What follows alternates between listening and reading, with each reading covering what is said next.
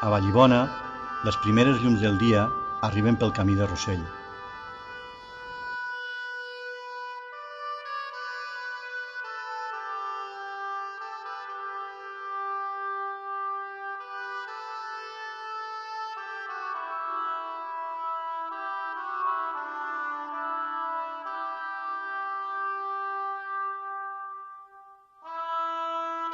Vallibona antigament estava immurallada i tenia dos portals coneguts, el de Capdevila, que encara es conserva, i el del camí de Rossell, del qual encara queden restes. Comptava també amb 5 torres, la torre del campanar, una a cada portal i una a cada extrem del vall. El vall era el fossar defensiu en la zona nord del poble on no hi havia defensa natural. La resta, la part del davant i el barranc de la Gatellera, propiciaven una bona defensa natural gràcies a l'orografia escarpada del terreny.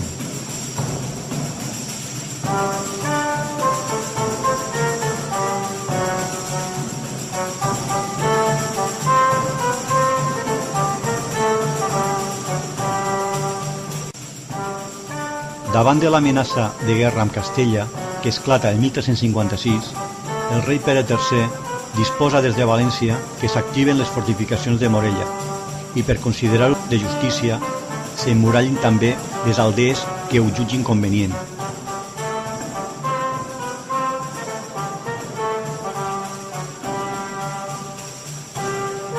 El 1463 i 1464 el rei Joan II va ordenar la destrucció de les fortificacions de les aldees de Morella. Baixant pel carrer del Vall, arribem a la part baixa del carrer, on a mà esquerra tenim l'anomenat Vall més avall, que era la part més baixa del fossar defensiu. Aquest ens porta fins al barranc de la Gatellera. Des d'aquí podem observar com l'escarpat del terreny ofereix una bona defensa natural.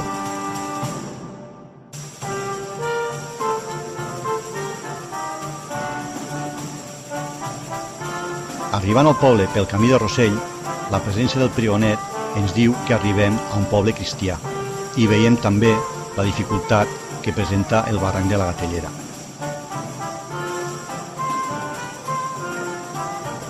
Un camí conegut per les costeretes pujava fins a arribar a l'antic portal del camí de Rossell, del que encara queden restes.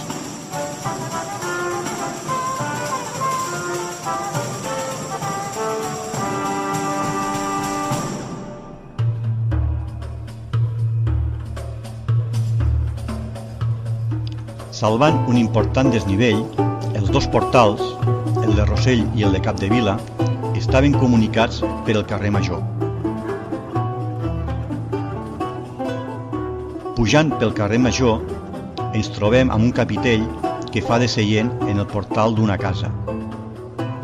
Aquest capitell, germà d'un altre, són possiblement d'una construcció preislàmica on es poden observar els cantells picats. Sortint per el portal de Capdevila, situat fora de les muralles, trobem l'hospital que en l'època medieval servia per fer nit a la gent que anava de pas. Era un edifici d'hospitalitat. Més endavant es devia ampliar i va servir com a hospital en el sentit que coneixem avui dia de cuidar i curar els malalts. En la façana posterior de l'hospital, avui dia punt de reunió dels jubilats, es conserven creus funeràries procedents del cementiri vell, que estava situat a la plaça de les Escoles.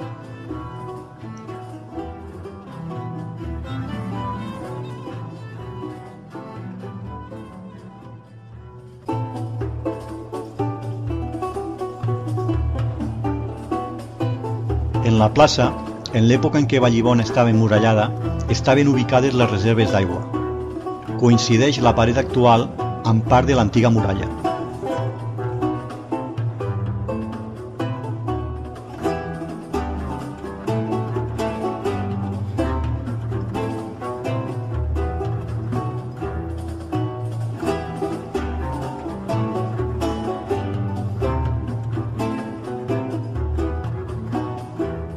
Entre el carrer Pla i el començament del carrer de la Font trobem la Llotgeta. que era el lloc on es pactava el preu del blat, el vi, l'oli, el carbó. És una construcció singular on destaca una columna feta de les restes d'un peiró cap per avall.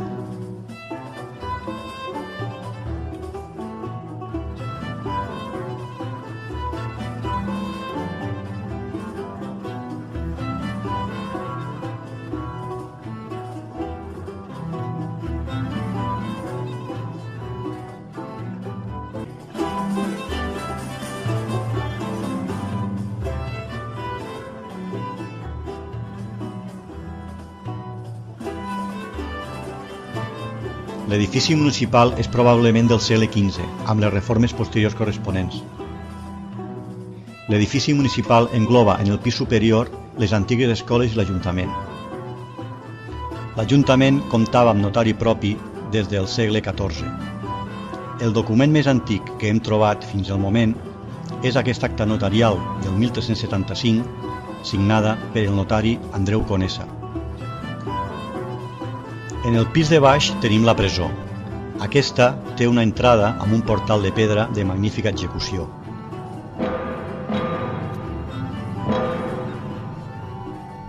En el seu interior podem trobar 3 cel·les. 2 són de molt petites dimensions. Als anys 60 encara hi va estar encarcelada alguna persona.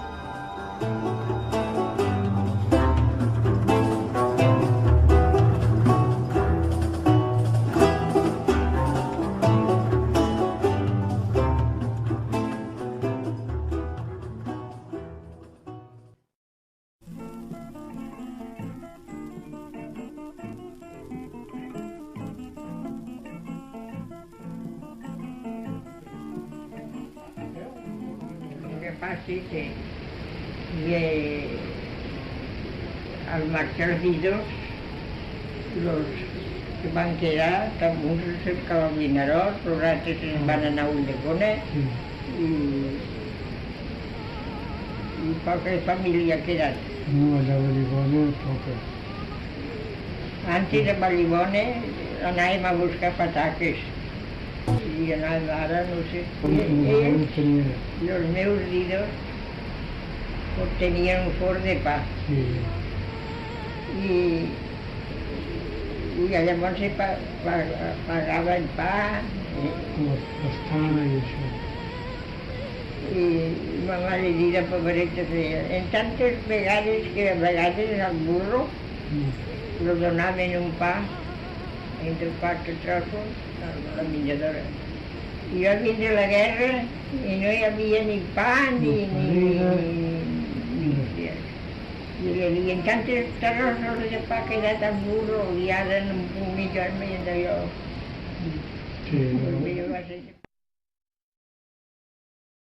Vallibona conserva l'antic forn medieval d'estil gòtic, ubicat dins de l'antic recinte murallat del poble. Està situat en el carrer anomenat antigament de l'Edrera, avui conegut per Sant Roc. El forn està format per una arcada de pedra tosca, un fumeral de dimensions considerables i una llosa de pedra davant de la boca del forn.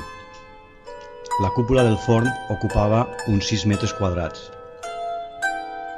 A la paret del fons de la sala, on hi ha el forn, un banc d'obra devia servir per asseure a les persones que esperaven la cocció del seu pa. L'any 1915 aproximadament va deixar de funcionar a l'emigrar el tio Facundo Fonollosa, que va ser l'últim forner. A principis de segle ja existia un altre forn situat al carrer del Forn, regentat per Vicent Quartilla Serret, que va continuar donant el servei.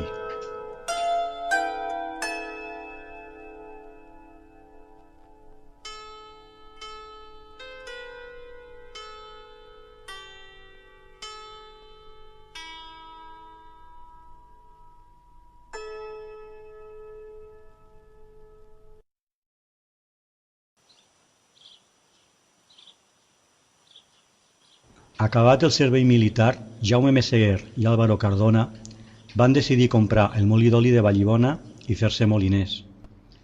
Estava situat a la part dalt del poble, al carrer de l'Edrera número 1, en la casa coneguda com Casa Palomo. En el document podem veure com queda inscrit el molí a indústria l'any 1950. Ja existia al poble un altre molí d'oli al costat de la Llongeta i van decidir traslladar el molí que havien comprat al carrer del Pont, on hi havia una antiga fundició. D'aquesta manera, el molí estava més pròxim al camí de Rossell, lloc d'entrada de les Olives. Baixen del molí de dalt les pedres de la mola i comencen a moldre amb un matxo i a premsar amb una premsa antiga que al cap d'un temps es va trencar. Van comprar una altra premsa hidràulica de segona mà a Vinaròs i en el mateix moment fan la transformació del molí amb un motor de 3 cavalls i les transmissions cap a la mola i cap a la premsa. En el document del 3 de febrer de 1953 es pot veure el permís per l'obertura del molí d'oli coincidint amb la campanya de 1952-53. La gelada del febrer de 1956 va matar la majoria d'oliveres precipitant el final del molí, que va treballar fins als anys 58-59 aproximadament, moment en què va parar definitivament la seva activitat.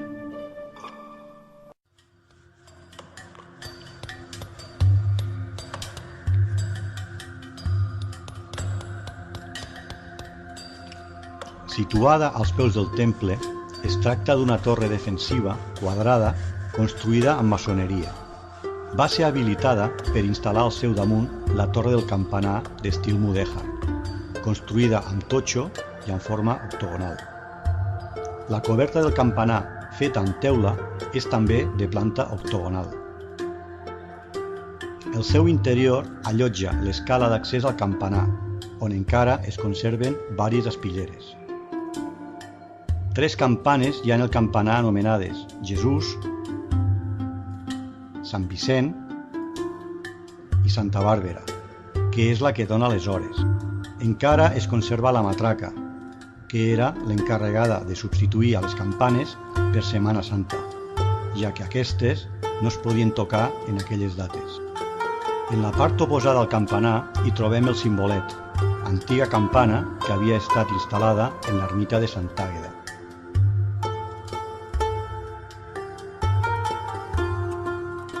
Les primeres notícies de l'existència de la parròquia de Vallibona són en el pagament dels delmes de la croada de 1279 i 1280. Construïda sobre una antiga fortificació d'origen musulmà, l'església de Vallibona és dedicada a l'Assumpció de la Verge i s'alça a la part central del poble. La construcció està encerclada per les cases dels voltants. Per la banda oest només està separada per un estret carreró. A la part nord, les edificacions estan adossades al mateix mur de l'església. Al costat est, que dona entrada al Perxi, també està formada per un estret carreró. La primitiva església medieval, d'una sola nau de planta rectangular, consta de 6 trams amb 5 arcs de diafragma. La coberta és a 2 aigües, feta amb teula àrab. La portada principal, d'estil romànic situada lateralment, està protegida per un perxi amb sostre enteixonat fet amb fusta i arcs apuntats situats a cada extrem. Com mostrem en aquesta recreació gràfica, l'accés a l'església era per el carrer Major, a través d'una escalinata que donava entrada al temple, als peus dels 2 arcs gòtics del Perxi. Segurament, degut al creixement del poble, l'escalinata va ser desmuntada per construir en el seu lloc les cases que avui estan adossades al Perxi, el que va obligar a condemnar amb unes parets bona part de les arcades.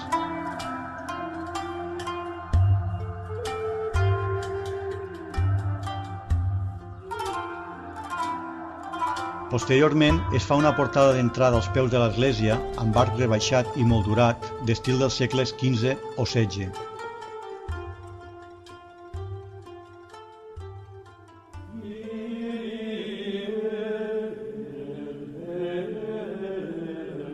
Les voltes, d'estil barroc del segle XVIII, estan suportades per pilars entre els quals es disposen les capelles laterals. L'antic retaule de l'església va ser destruït durant la Guerra Civil. El cor elevat a la capçalera de la nau. Un sobri cadiram de fusta protegit per un auster balustrat.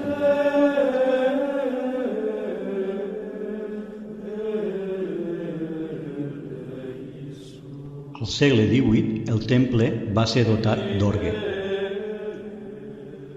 Darrere de l'altar hi trobem la sagristia i en un lateral la capella de la Comunió d'estil neoclàssic de planta rectangular i coberta amb una volta de canó.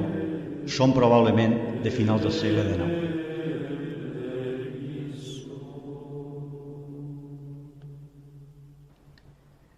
Tot i que l'any 1952 Mossèn Boix ja va donar breu notícia en una publicació de l'existència de la sostrada medieval, esta es va donar a conèixer a nivell popular l'any 1991, gràcies als treballs fets per resoldre unes filtracions d'aigua a la teulada de l'església. Situada entre les voltes barroques i la pròpia coberta externa, es tracta d'un enteixonat medieval fet amb fusta de pi policromada on es conserven les pintures aplicades sobre una base al tremp que conserven encara uns colors vius. Una de les hipòtesis que permetria una datació són els escuts reials, un amb creu d'Íñigo Arista i un altre partit amb les barres reials i flors de llis. El primer era considerat el senyal antic del rei d'Aragó i el segon podria correspondre a la reina Blanca d'Anjou entre els anys 1295 i 1310. El conjunt pictòric està format per escuts nobiliaris d'estil mudèjar, representacions bíbliques, animals antropomòrfics, flors, escriptures aràbiques antigues, cultes fàl·lics, escenes cortesanes.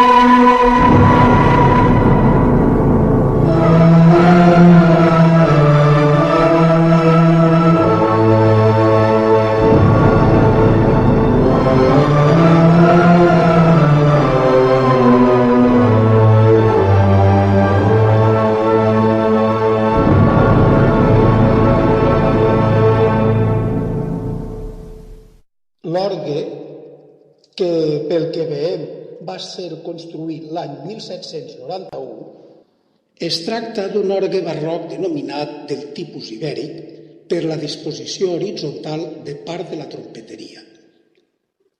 Actualment, en procés de restauració, és dels pocs exemplars que es conserven a la Comunitat Valenciana gràcies a que no va ser incendiat durant els episodis de la Guerra Civil. Disposa d'una manxa en una ubicació molt reduïda i de difícil accés. En aquest espai s'han trobat dibuixos de l'època de la invasió francesa cap als anys 1808. Dues persones, per tant, feien falta perquè aquest instrument sonés: el propi organista i el que accionava la manxa, que proporciona aire a l'instrument. L'any 1897 va ser restaurat per primera vegada, deixant de funcionar després de 40 anys. L'octubre de 2011, l'organista Rosend Aimí es va fer càrrec de l'actual restauració.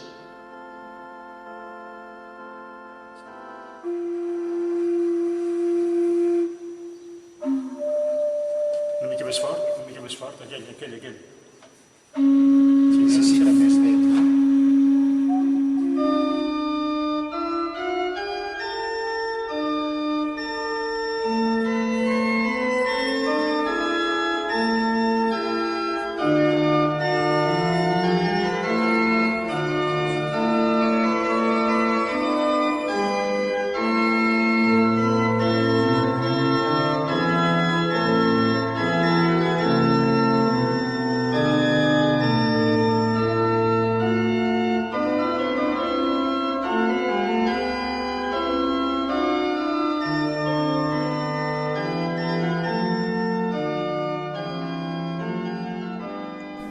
En el moment d'instal·lar el nou rellotge, es va desmuntar l'antic rellotge del campanar, que encara es conserva desmuntat.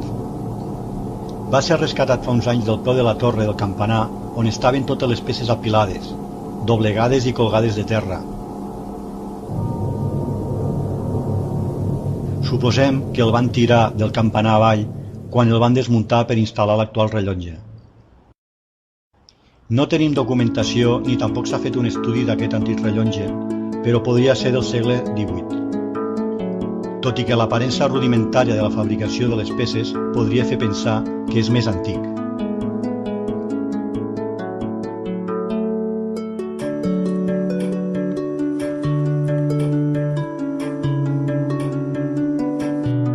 El rellotge actual és mecànic de pèndol, amb un mecanisme per tocar la campana que dona les hores i les mitges hores. És un rellotge fabricat per Manufactures Blasco de Roquetes. L'any 1967, 7 homes el van comprar per ajudar a l'Ajuntament a financiar-lo. Està situat just sota la teulada del campanar. Està construït amb bancades de fundició, amb formes i pintura que li donen una forta bellesa estètica. La roda d'escapament és del tipus d'àncora. Per remuntar els pesos, quan aquests arriben a baix, el rellotge disposa d'un motor elèctric que el fa pujar.